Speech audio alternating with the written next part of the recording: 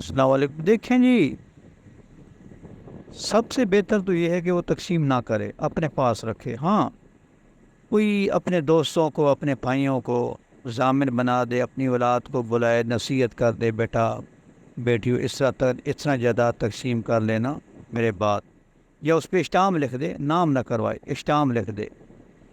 اس کے پہلی بات تو یہ ہے کہ ایک آدمی جائیداد تقسیم کرتا ہے، کوئی بچہ بچی باپ سے پہلے فوت ہو جاتا ہے تو وہ تو حقدار ہی نہیں ہوتا، وہ حقدار ہی نہیں ہوتا۔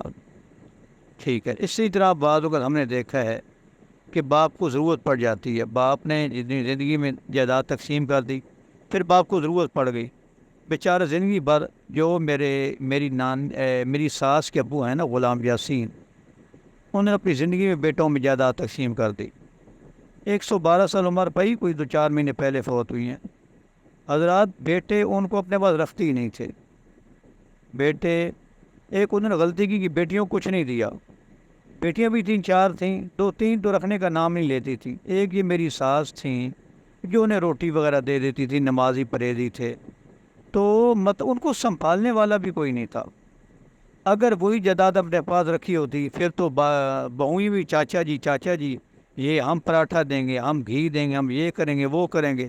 اب تو کسی کو لالچ ہی نہیں ہے، یہ مصیبتیں ہیں نا، یہ مصیبتیں ہیں۔ اس لیے یہ تقسیم نہ کیا کریں۔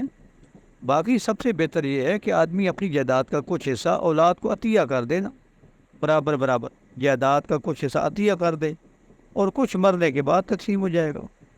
ٹھیک ہے، تو یہ سب سے بہتر صورت ہے، یہ سب سے بہتر صورت ہے۔ بڑا مسئلہ یہی ہے کہ بندہ جب زندگی میں تقسیم کرتا ہے اور کوئی بیٹا بیٹی باپ سے پہلے فوت ہو جاتے ہیں تو ان کا تو حق ہی نہیں ہوتا۔ یا پھر اس طرح ہے کہ اگر باپ تقسیم کرے جائیداد، بیٹے بیٹیاں سارے جمع ہو کر کہیں ہم میں کوئی اچھا، ایک اور مسئلہ کہ باپ نے تقسیم کر دی، اب باپ کو ضرورت پڑ گئی تو کیا وہ لے سکتا ہے؟ بھئی شرعی طور پر وہ لے سکتا ہے نا، اور یہ تقسیم وہ معتباری مرنے کے بعد ہوگی، لیکن نہیں دیتی، اولاد نہیں دیتی۔ سمجھے، کوئی ایک خرابی تھوڑی ہے۔